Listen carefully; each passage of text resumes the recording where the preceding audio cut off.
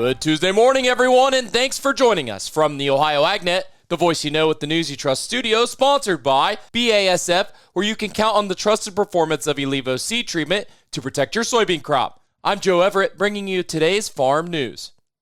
Well, currently 50 degrees outside here at the farm this morning. Another perfect fall day to keep the harvest rolling on. Combines are still hard at work across the Buckeye State as farmers push through the harvest season. We'll have a full forecast update for you shortly, but it looks like another great week ahead of harvest weather. Well, the Chinese government announced it would curb critical mineral exports to countries like the United States, sparking an immediate response from the White House. President Donald Trump threatened to up the ante in the trade war with promises to sharply hike tariffs in response to the Chinese government's mineral export plan. Reuters said Trump promised additional duties of 100% of the Chinese U.S.-bound exports, along with new export controls on any and all critical software by November 1st. That's a mere 9 days before the existing tariff relief will expire. President Trump also appeared to question the possibility of keeping a meeting with Chinese President Xi Jinping in the coming weeks. "I haven't canceled it," Trump told reporters.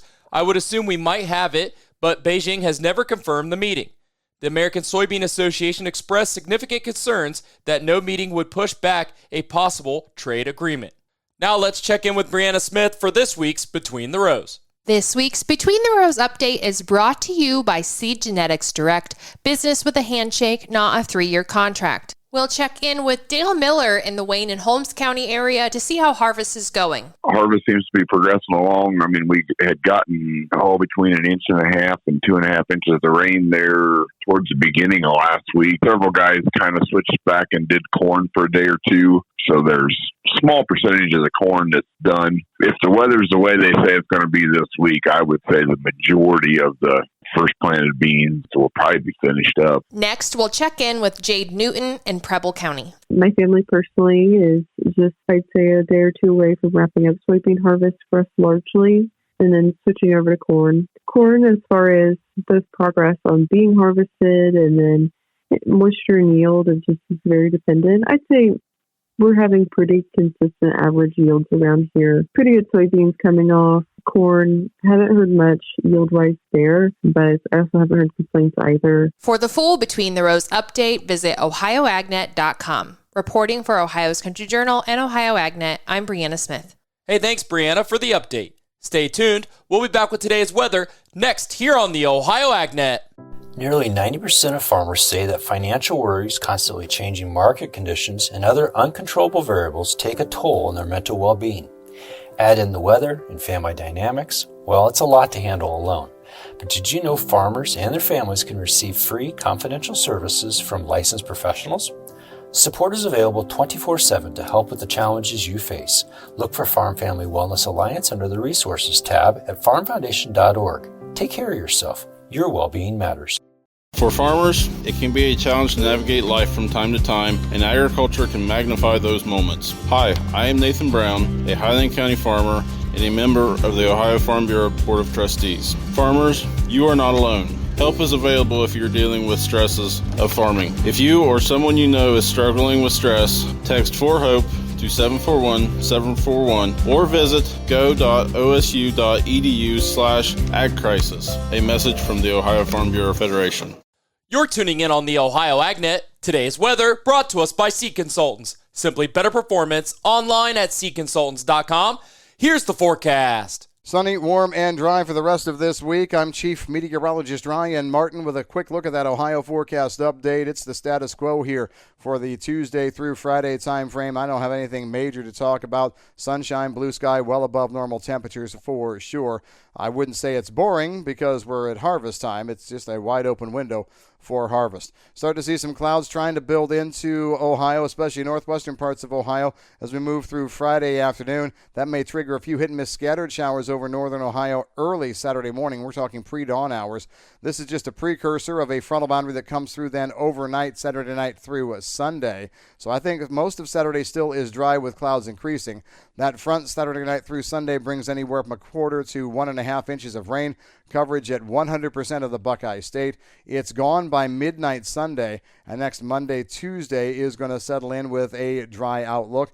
Warm, but still not as warm as what we're seeing this week. We're going to stay dry right on through Wednesday the 22nd. Hit and miss scattered showers and thunderstorms from I-70 southward for next Thursday the 23rd and Friday the 24th before another low-pressure area comes through Friday afternoon into early Saturday.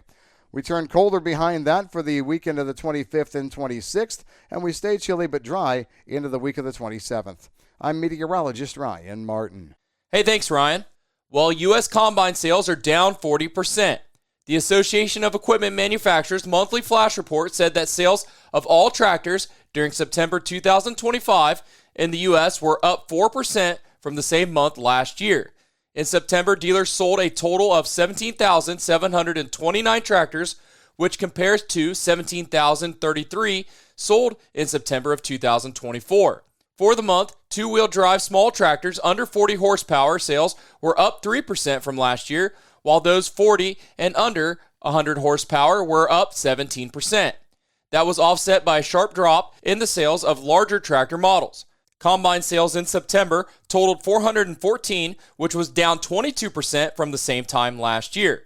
For the year, tractor sales are down 8%, 100-plus horsepower tractor sales are down 25%, while sales of four-wheel drive tractors are down 39%. For the year, combine sales totaled 2,668 through September, which is 40% below the same time last year. Well, there is a new cab cam up at OhioAgNet.com with a farmer who has taken his leadership skills to the national level. Our own Ty Higgins has more. Jed Bauer farms in Fayette County.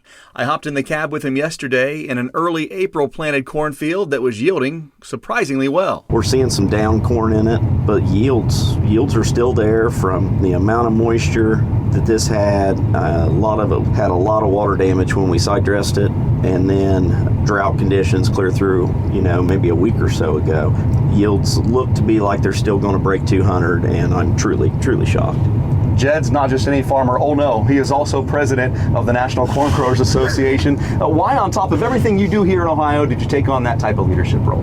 I'm just a person, as I look at something I see needs worked on or is broke or needs maintained, I just jump in and do that. And not that there's not other great people out there that would, but, I'm just a person that tries to dive in and fix things. And there is a lot that needs fixing. We talked about the trade issues, how important year-round E15 would be to corn farmers, and other issues impacting farmers here in Ohio and across the country. You can see that new cab cam online now at OhioAgNet.com and on our YouTube channel. I'm Ty Higgins reporting. We'll see you down the road. Hey, thanks, Ty, for the update. Well, with the government still shut down, there's no weekly crop progress report, but the Ohio AgNet team put together a YOUSDA crop progress report from data compiled on Facebook from farmers across the state as of last Friday, the 10th. Let's take a look at those numbers from the farmer reports. Starting with Northwest Ohio, 90% of the soybeans and 10% of the corn has been harvested, 100% of the wheat was planted, and 20% has emerged. As we look to Northeast Ohio, 95% of the soybeans and 25% of the corn has been harvested, 100% of the wheat has been planted, and 20% is emerged. As we turn to Central Ohio, 85% of the soybeans and 15% of the corn has been harvested, 100% of the wheat has been planted, and 25% has emerged. Looking to Southwest Ohio, 95% of the soybeans and 25% of the corn has been harvested, 100% of the wheat has been planted, and 30% has emerged. And finally, Southeast Ohio, 90% of the soybeans and 30% of the corn has been harvested, 100% of the wheat has been planted, and 30% is emerged. Many of the farmers mentioned how the wheat was planted right before last week's rains, and stands look excellent. Yields for corn and soybeans are varied across the state, but many farmers are pleasantly surprised despite the dry stretch at the end of the season. While the farmland market continued its year-long search for direction in the third quarter. The economists at the Agriculture Economic Insights say that's depending on a survey and the time frame. Farmland prices moved slightly up, down a bit, or stayed flat. This is evidence of the market that is plateauing and trying to find reasons for prices to go either up or down. The factors influencing the land market continue to be in flux, with more questions than answers at this juncture. Activity in the farmland market during the fourth quarter of 2025 and into 2026 will depend on buyers and sellers' views of the ever-changing factors. The supply of the farmland for sale and the level of demand to buy it will continue to be a big influencing factor in the land market. One of the biggest unknowns is the geopolitical factor, including tariffs, trade negotiations, and the U.S. grain and livestock exports. Stay tuned. We'll be back with your grain analysis and your overnight markets after this. Attention construction pros. Purple Wave Auction brings quality equipment to your fingertips. Join our bi-weekly online auctions featuring dozers, excavators, loaders, and more. We provide detailed listings, photos, and seller contact info. Inspect online or in person. With our no reserve policy, every item sells to the highest bidder. Visit purplewave.com today and see why informed builders choose Purple Wave. Transparent processes, real deals, your next great purchase awaits. purplewave.com. Joey from Vermont, a farmer trying to get through the winter. Adriana from South Carolina, a single mother living paycheck to paycheck. Liam from Ohio, an injured father struggling to provide for his family. Hi, I'm Shanola Hampton, and I support the Feeding America network of food banks because they help provide over 6 billion meals to people in need each year. Learn more at feedingamerica.org. It's now time for today's market analysis, which is brought to you by the Louis Dreyfus Company, excited to be building the newest state-of-the-art soybean crush facility in Upper Sandusky, Ohio. Call 574-566-2113 for information on soybean marketing to LDC. Here's Ryan Martin. Grain markets finished the Monday session on a mixed note. Corn was down about 1 to 2, beans up 1 to 2, bean meal was down a bit, bean oil up about 50 to 65 points.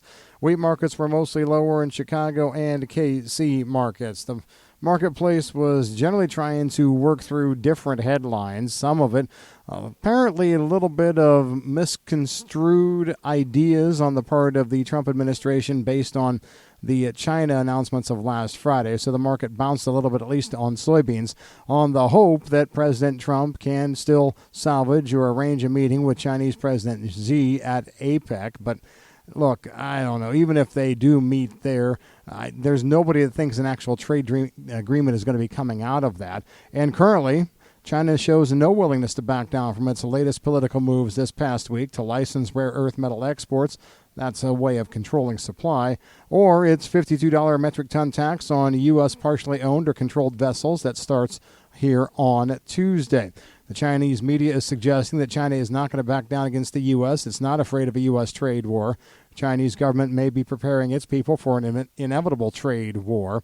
As we take a look at soybeans, if we do happen to get November beans to dip back below $10 and close there, that would signify probably the next directional price move, and it's not necessarily a good one. December corn futures yesterday looked to try and hold the early October bottom that came in at 410.5. The next downside price target at 405. That's a gap that was left between September and December futures on the weekly chart.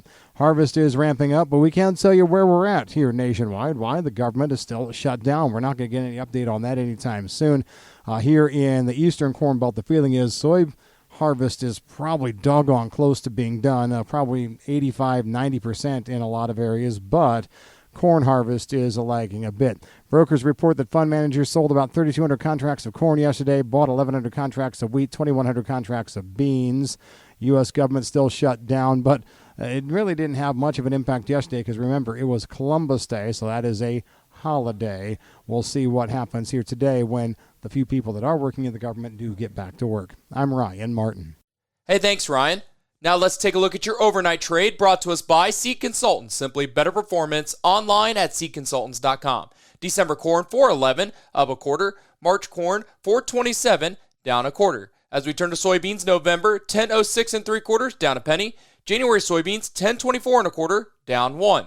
December wheat, 496, down 3/4.